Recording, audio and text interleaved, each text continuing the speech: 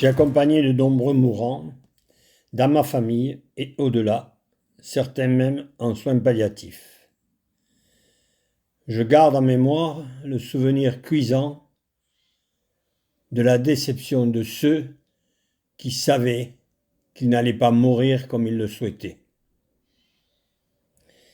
En attendant mieux, j'ai largement participé à l'installation et au maintien d'unités de soins palliatifs en France.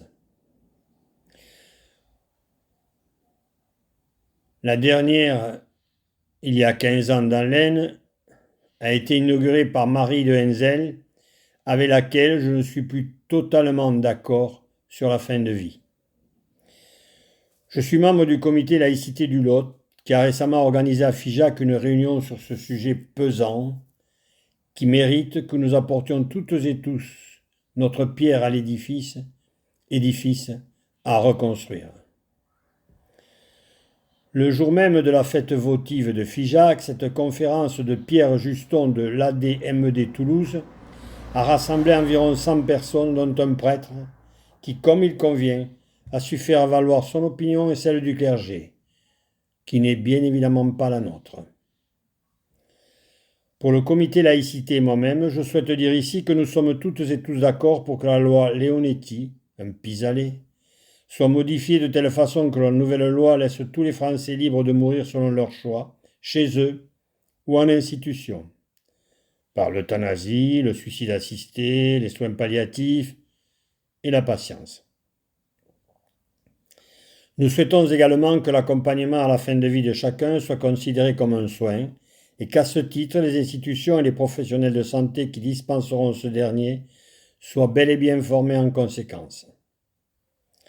Nous attendons que parallèlement, les professionnels qui feraient valoir ici une clause de conscience soient dans l'obligation de rechercher eux-mêmes celui ou celle que leurs patients espèrent. S'ils étaient dans l'incapacité d'y parvenir, il appartiendrait aux services publics de santé territoriaux de proposer impérativement une solution. S'agissant des directives anticipées et des soins qui y seraient établis, nous tenons à ce que nul ne puisse modifier ces directives déposées auprès d'un organisme d'État qui, si nécessaire, veillerait à leur exécution. Nous sommes également toutes et tous d'accord, afin que les unités de soins palliatifs soient développées pour qu'il n'y ait pas de territoire sans offre de soins de ce niveau. Enfin, pour que nul ne soit privé de son choix de mourir dans la dignité et selon ses volontés, la tarification de ce soin sera fixée par la sécurité sociale.